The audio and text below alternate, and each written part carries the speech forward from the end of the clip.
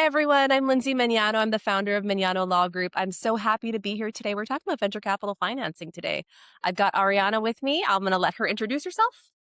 Yes, of course. I'm really excited for this discussion today. Venture financing is one of my favorite areas of startup laws, not only because it's such a monumental part in any startup. You're finally raising money, and but also it's just a really interesting time as a lawyer to get to negotiate on behalf of your clients. And it's where I started my career. I started my career at a big law firm doing startup financings, formations, all the way to M&A exits and public company representation. And then I went to a small startup where I was a founding attorney working on legal tech AI, and then decided to round out that experience going to a public company and just learning the ins and outs of what it takes to go from a small company all the way to a big public company.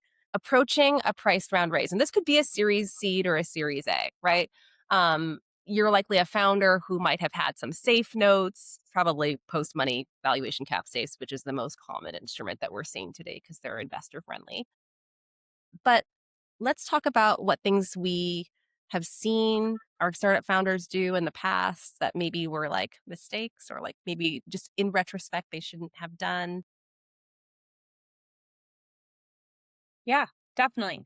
So I would start by saying 99% of, Series A financings that I've done have been on the NVCA documents, which are standard documents. They are available online. So if you're really eager, you can go download them now and start reading them to prepare for your first financing. And they have within them terms that are standard, but also they have options for different terms or different ways you can update the language based on if something's more company friendly or investor friendly. So they're a big negotiation piece. You're going to have to do a game of give and take when you do a financing round. With that being said, I think as attorneys and company counsel, our job is just to make sure that you give yourself the best terms that are going to allow you to grow and not have, investors be too much in the way, right? Like you want your investors to be partners and to be able to advise you. And, obviously you want them to give you more money over time, but you don't want them to be in the day-to-day operations or to have too much control over what happens. And also if things aren't going well, and, unfortunately this happens sometimes, you have to raise what's called a down round, which means you're raising at a lower valuation than your previous.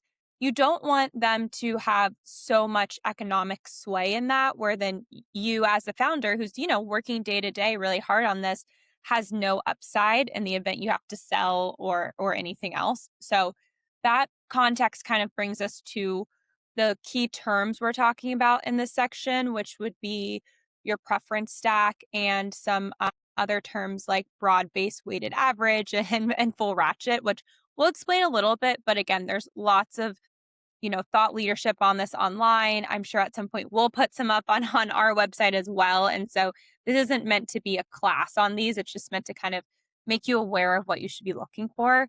So one mistake we see is the preference stack, which I mentioned, which typically what you would like to negotiate for is a 1x liquidation preference, which means that your investors are going to get paid 1x their liquidation when you have an exit. And, it could be M&A, it could be IPO. And what you sometimes see is investors being a little overzealous and they ask for 2x. I've never seen more than 2x, but I'm sure it's happened somewhere. Some unlucky founder might have found themselves in that situation.